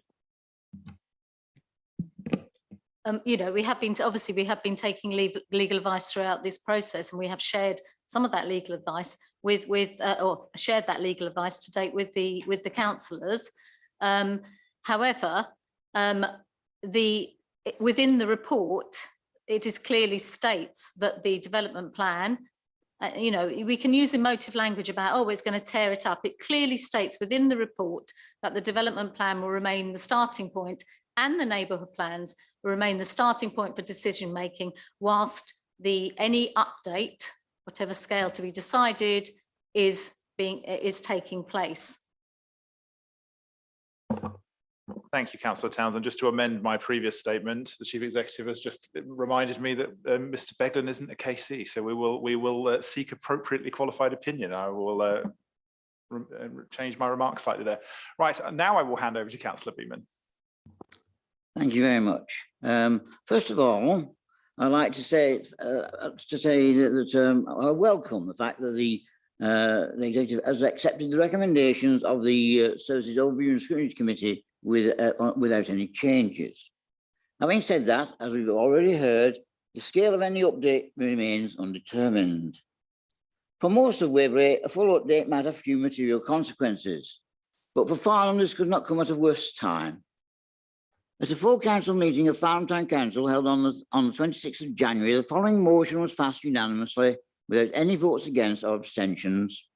Quote, Farnham Town Council is very concerned that Waverley Borough Council is considering a comprehensive update of LPP1, since this will undermine Farnham's neighbourhood plan at a critical time, with a number of planning applications for residential developments in locations not allocated for development, subject to appeal, having been refused by Waverley Borough Council, and applications for residential developments on other unallocated sites are thought to be being considered. Farnham Town Council urges Waverley Borough Council to only undertake the minor update required to its existing LPP1 as quickly as possible to help protect Farnham from unwanted and unsustainable speculative development. End of motion. In particular, any update needs to seriously question the assessed housing need of 744 homes as calculated under the standard method, which is significantly higher than the housing need of 590 homes, which itself includes 83 homes to meet Woking's unmet housing need in LPP1. If Waverley now accepts adopting the higher housing need calculation of 744 homes and even a partial update of the plan, this will inevitably be seized on by developers to argue the case of further speculative development and the existing LPP1 target of 590 homes is out of date. What applies to Farnham would, of course, also apply to the rest of the borough and potentially to other neighbourhood plans. I do, however, recognise that I'm a Waverley Borough Councillor and need to act in the overall interest of the borough and not just in the interest of Farnham, where I represent Farnham Castle Ward. There's currently so much uncertainty surrounding proposed changes to national planning legislation and guidelines that, in my opinion, it would seem more prudent to go for a partial updating of LPP1, however imperfect this might be. There's an indicative cost of 850,000 to undertake a full update. Why make a commitment to spend so much money when there's so much uncertainty over developing national planning legislation and guidelines, especially against the background of a general election within the next 2 years that, depending on its result, might result in still further changes to national planning legislation and guidelines? At a time when Waverley Borough Council is facing a difficult financial position to allocate £850,000 to a lengthy data gathering exercise to undertake a review of LPP1 against the background of still undecided changes to national planning legislation and guidelines is not, in my opinion, in the overall best interest of Waverley as a whole. Thank you for the time you've provided to me to address the Executive Committee. Thank you very much. Thank you, Councillor Beaman, and also thank you to Farnham Town Council for taking the time to consider the matter. I will bring in Councillor Townsend in just a moment, but I think with respect to that FTC motion, I think we're legal, and correct me if Councillor Townsend if I'm wrong with this, but we're legally required to consider what we're doing, and the scope of that, as I think Councillor Townsend has illustrated, is based on evidence. So what we can't do in regards to that motion is agree that we're going to take a particular decision as to the scale of that update, when at the moment the evidence to decide what that scope of the update will be hasn't been collected yet. So certainly something that we'll obviously keep talking to Farnham Town Council about, but I agree the timing's not ideal, but this is again a system that we don't control and don't set. And Councillor Townsend, one specific question from me, it's my understanding that the new standard method, which is one of the things I think most of us are most concerned about in regards to this, that is something that we have to adopt anyway, irrelevant of any update. Is that correct? Well, because with the review of the plan and the update, we're not accepting the standard method, but we have to abide by it. And then we would have to provide within any update to the plan a robust evidence-based special circumstances why we couldn't achieve that housing number. Thank you, Councillor Townsend. And finally, Councillor Hyman. Could I respond to some of the queries that Councillor Beaman has raised? Is that okay?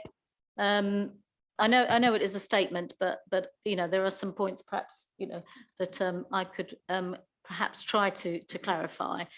I've already said about the scope and timescale for the plan, so that is yet to be agreed. And as I've just mentioned, we don't have a choice in taking local housing need into account in plan making and maintaining a 5-year housing land supply. And you'll be aware, Councillor Beaman, that within the standard method, there is an affordability element of the formula as well. And Waverley receives a very large increase in its local housing need figures due to it being the least affordable local authority outside London. And we haven't yet undertaken the work necessary to demonstrate whether the local housing need that is derived from the standard method can be met, or whether the constraints or special circumstances in our borough would limit the capacity to do this. And as I said, this would be an important part of the work we would do in updating the local plan. Even in the changes to the NPPF, the government does seem to be sticking with the standard method in their consultation on proposed planning reforms. Stating that it remains important that we have a clear starting point for plan making process, and that they're not proposing any changes to the standard method formula in itself through this consultation. However, they will review it when they get the new housing projections data, because we're still working on 2014 figures. They'll review it when they get the 2021 census data, which is due to be published in 2024, so not for a while yet. On a positive note, the proposed planning reforms do emphasise the, sorry, my screen just went, do emphasise that local housing need calculated using the standard method is an advisory starting point and gives greater licence for local planning authorities to determine how much housing can be provided, taking account of important areas, assets or local characteristics that should be protected or respected. As I said, this should form part of the work going forward. We will obviously be making representations to the government on the planning reforms to highlight the problems that the standard method creates for Waverley and to seek beneficial changes. However, as things stand, we have no choice but to take account of the local housing need arising from the standard method. And this is not the same, as I said, as accepting or adopting the number. Within the report, I'd like to point out to Councillor Beaman that we do highlight in paragraph 6.5 that an update of local plan part 1 is considered one of the best ways for the council to regain control of housing requirements. And as I said, the starting point for decision making will still be local plan part 1, hopefully adopted local plan part 2 and the neighbourhood plans. So just going down your points. And we do have to, as I said, be evidence-led, and that evidence needs to be robust and to stand up to scrutiny and challenge by developers. And whilst it may be attractive to think that a review or a light touch review or whatever would be most appropriate, and obviously that is yet to be determined. That there is not without any risk that if we don't take the approach of being led by the evidence and providing a robust case for any update to the local plan, that in itself could be challenged, and we could end up in a very bad place with regard to speculative development, and obviously certain parts of the borough are more at risk than others. And with regard to the budget, as I said earlier, that budget is to cover every scenario from depending on how things go with the evidence, the initial evidence gathering for the scope of the update. And against us also the changing backdrop of government policy, we need to be in a position that we have got a budget that is a full budget secured, so that we can act swiftly and in the best interests of the borough should the need arise and should it be advantageous to the borough to look to carrying out a fuller update depending on where the evidence leads us. Thank you, Councillor Townsend. Councillor MacLeod. Thank you. I'd just like to add a comment for Councillor Beaman's benefit. Whilst everything that Councillor Townsend has said is completely accurate in terms of the housing numbers and how they affect the future versions of the local plan, the officers at today's executive meeting stated quite clearly that after February 20th, in terms of the calculation of the 5-year housing supply, the 744 number takes immediate effect. As far as I can see, that will mean that I can't see how in the foreseeable future we'll ever achieve a 5-year housing supply, because previously it was calculated in a base number of 590. It will be now be calculated, and in recent years we have achieved more than 590 in some of the years. That's why we've crept back towards the 5 number. We're currently at 4.9 based on the 590 number. Once automatically, as officers advise us, the 477 number comes into effect for the calculation of the 5-year housing supply, we will never achieve it, because we've never achieved 744 in any 1 year in the history of Waverley. So, and that I was saying that to help Councillor Beeman in relation to what he's saying, and also for Councillor Coburn's benefit as well. That seems to be a far bigger problem than the problems we're discussing about the updates of the local plan. Thank you, Leader. Thank you. One thing I will extend, Councillor Beeman, I'll extend an invitation to your clerk, Mr. Lynch, to basically for myself and Councillor Townsend and others to come to Farnham Town Council with our officers to take any particular questions on this. I think it's important that if there are significant questions on this, we do so in a specific forum to pick that up with Farnham Town Council and redress as many of the fears that I think they're reasonable fears, but I think it needs to be acknowledged by both Farnham and others that many of these things are out of our control and set by government. Councillor Townsend, and then I'm going to bring in Councillor Hyman. Yeah, just on the Councillor MacLeod as commenting about the local housing needs. So although as from February, it will be based on 744 per annum, perversely, the current annual requirement, because of the way of calculating the 5-year housing land supply and the backlog and also the buffer, actually our figure is 842 per annum at the moment. So perversely, for the next year, it may have a positive impact. However, again, that is outside of our control. And perversely, those houses are built by developers anyway. So to say any of these things are in our control is a bit potentially difficult. Councillor MacLeod, then Councillor I just wanted to acknowledge that I'd forgotten that point, and Councillor Townsend is absolutely right, but the 744 number will rapidly increase well above the 800 number within a couple of years.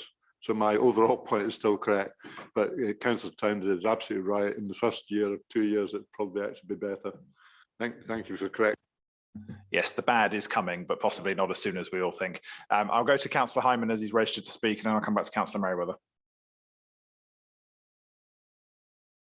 Thank you. I didn't know we were going to get 20 minutes each on this. I decided to put mine into within the 4 minutes, but we'll test that. Just to clarify things, I think we're talking about a review here, not an update. And the current, as I understand it, it's people are assuming that we are going to have an update, and I think Councillor Coburn is saying that we don't necessarily have to have the update, and obviously if we're all open-minded as we should be, and we have to, everything has to be evidence-led, then our concerns, I think everybody has got, about the new standard method for the housing allocations and the likelihood of other districts' unmet needs being dumped upon us.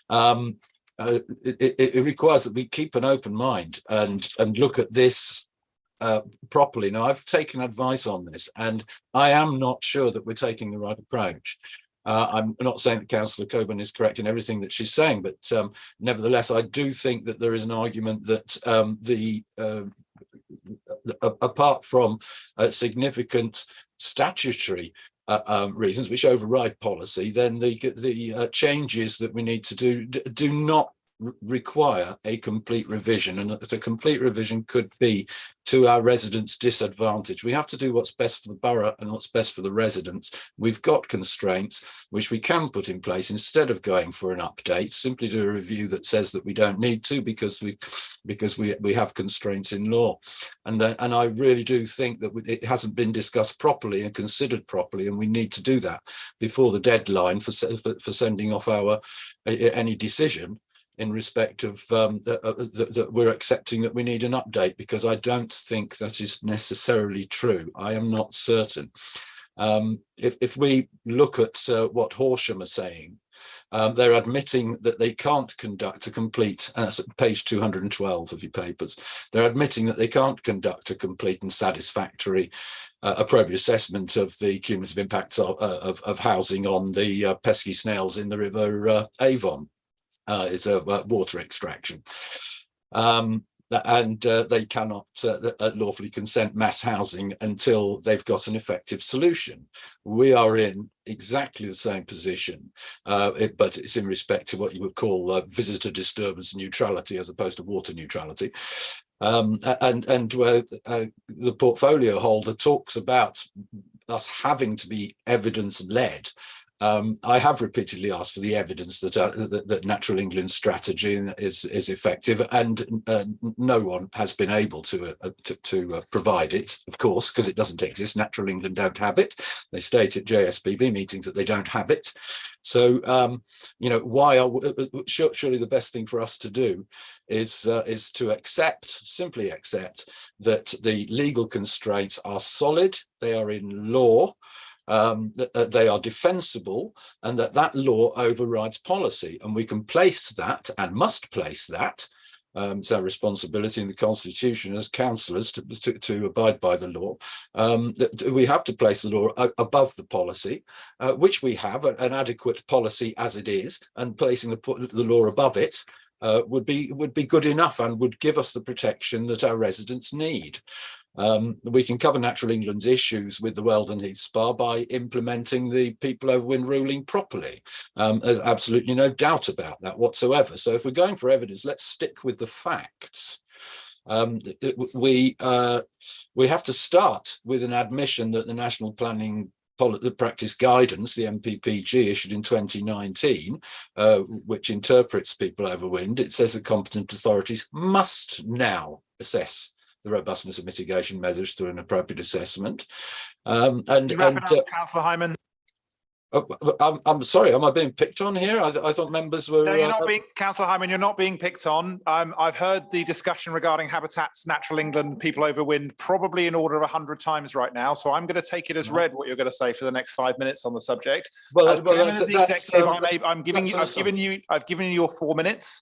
If you want to conclude your remarks now, I'm happy for you to do that, but please stick to the subject. And can we not go into habitats again? We have been through this. I can't even count how many times now, Councillor Hyman. I think what you're saying is that you don't accept the National Planning Practice Guidance and the People over Wind ruling yourself. Can you confirm? I mean, we need a leader who's going to be able to apply the law, and the law was stated in 2018, and that we have to mend our ways. And our ways have not changed. Natural England have not, and we have not.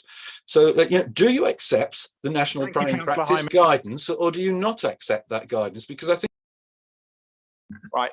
Just to conclude, I do tend to get copious amounts of legal advice, both internally and externally. And of course, at all times, Waverley Borough Council needs to remain legally compliant. And it is certainly my judgment as leader of the council, of the advice that I've had, we are doing so. And I'm sure if we aren't, somebody will tell me. We've had specific legal advice, as Councillor Hyman, on I think at least 5 occasions from qualified legal personnel, internally and externally, that have covered that point to death. Councillor Merriweather, let's come back to you, and then I'll come back to Councillor Townsend to wrap up. Thank you, Leader. Before I make a comment on budgets, I'm concerned that some of the language, some of the commentary that we've been hearing has been using a certain level of certainty, has been so definitive that it appears to be prejudicial, if not predetermined, as to what we should be doing in a process that's been codified for us that we have to follow. And my concern, particularly representing Webburn and Badshot Lee, is that whatever we do should be watertight, and we shouldn't go through all of this process only to have it to have what we do thrown out because we have not done it thoroughly or properly. I don't know quite about some of the other language. My understanding is that the review has to be full or partial. I don't know what a light touch review would look like. I don't even know if it's a terminology that's been defined anywhere. That there is a spectrum that the update can follow, and I would like whatever update we do to fall.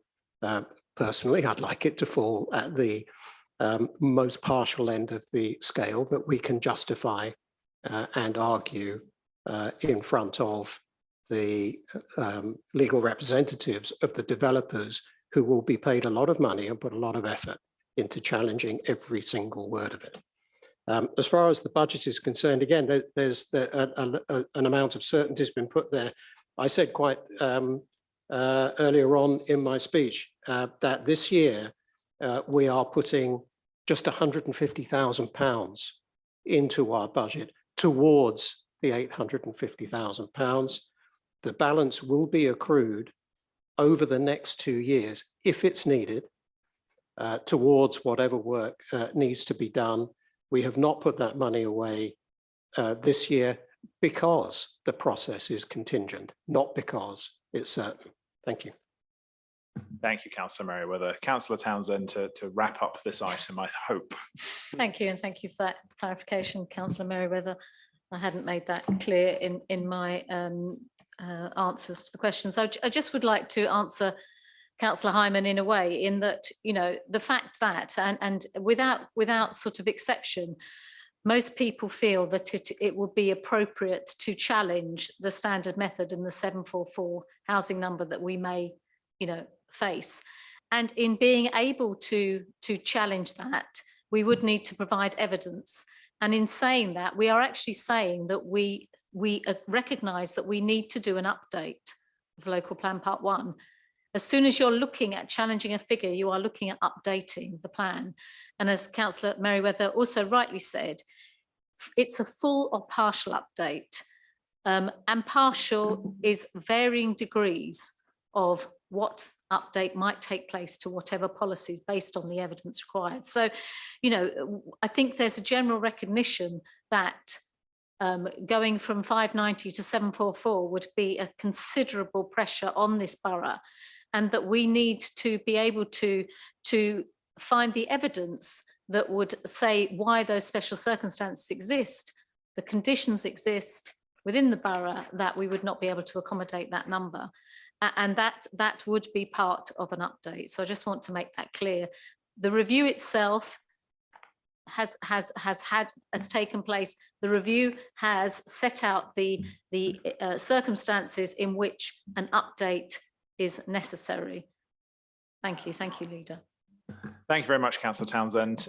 Again, this is a process that we don't control, it's set by government. We are told of imminent changes, but I've heard the imminent level of change coming on. Let's just pick one example, the fair funding review for local government spending, which has been, what, 5 years we've been waiting for that. So the word imminent has never meant less than it currently does under this government. So we have to do what the law currently says and what the rules currently say. However much we would like them to be different, we don't set them. However much I assure you, however much I would not like to spend a single penny reviewing things like local plan, I can think of 1,000 things I'd rather spend that money on, but there is no choice.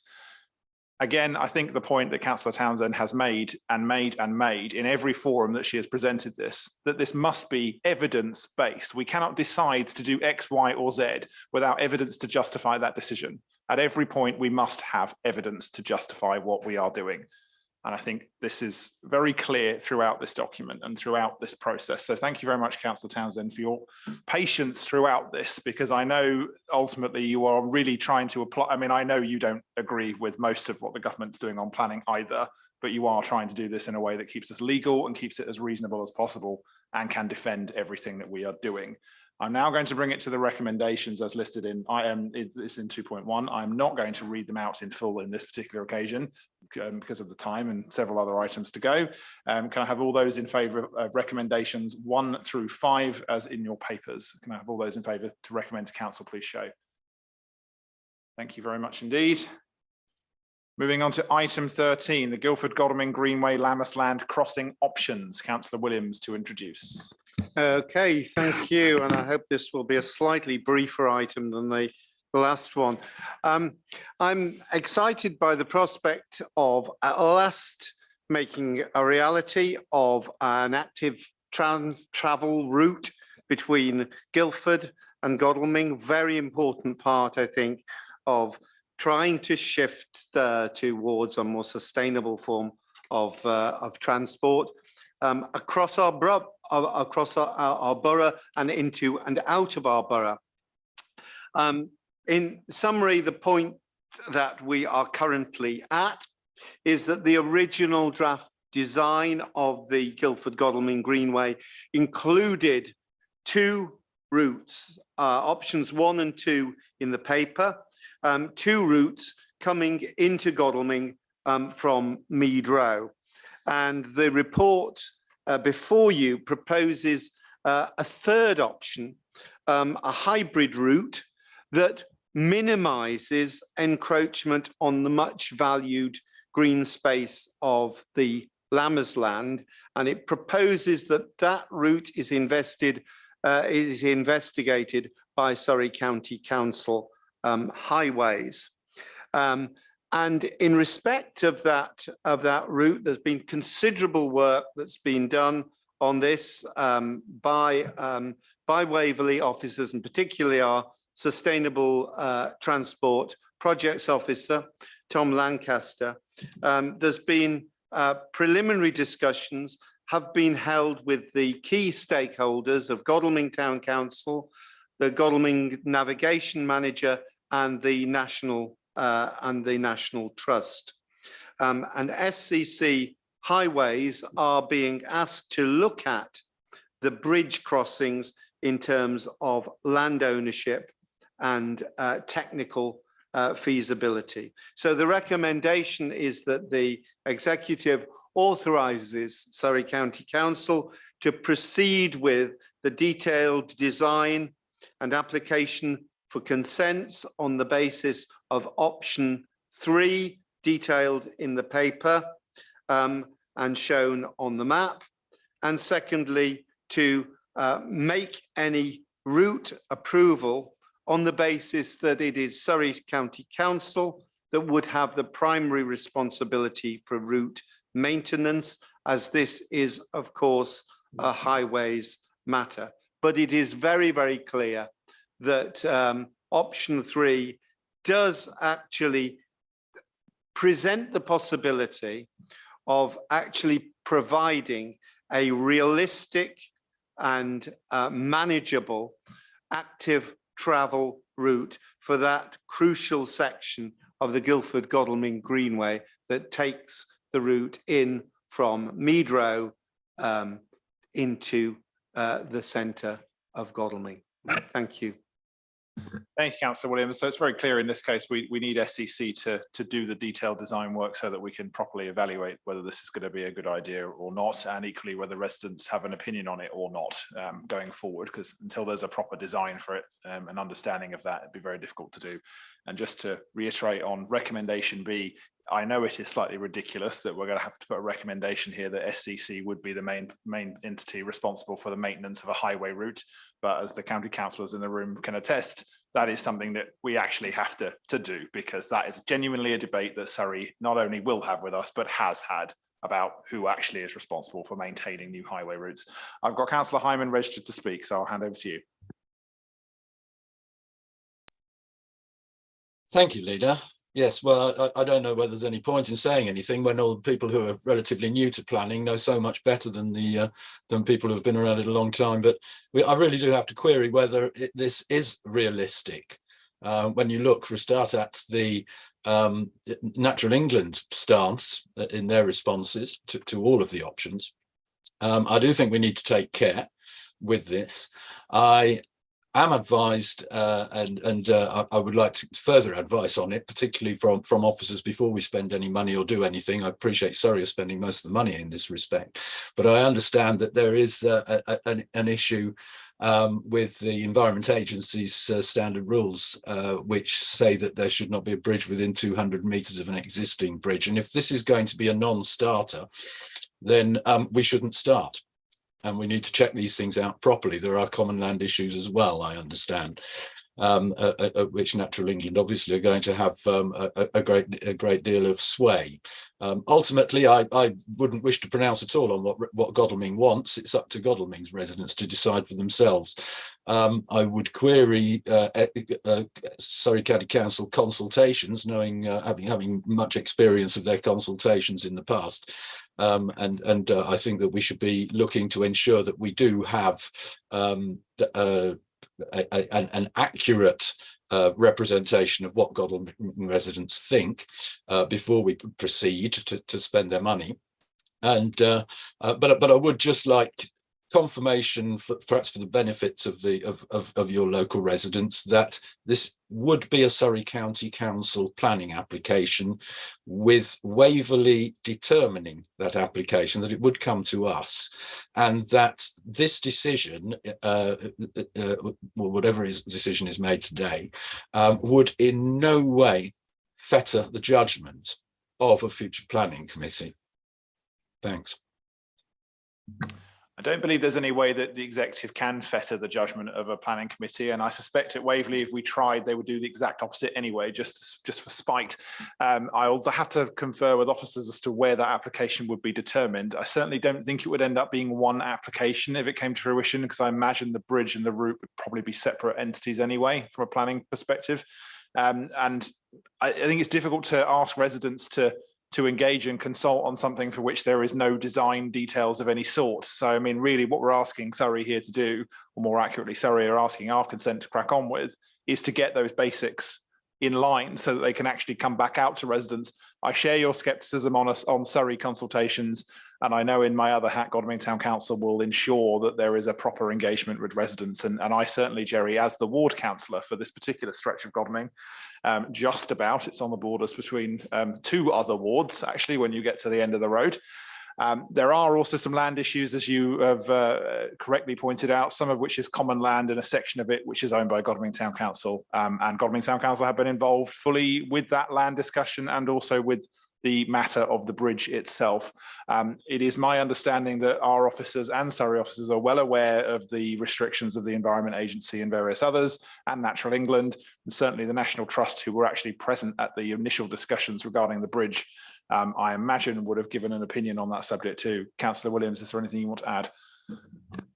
Yeah, really just to say that Waverley officers have gone as far as is feasible and is appropriate in this instant, and they're actually putting a huge amount of work into actually developing an option which overcomes or appears to begin to overcome some of the problems of options 1 and 2 in the paper. And I would remind Councillor Hyman that we are actually quite privileged in Waverley to be the only one of the boroughs and districts across Surrey that does actually have in-house a sustainable transport projects officer who has got the expertise to be able to go as far as we have done in terms of this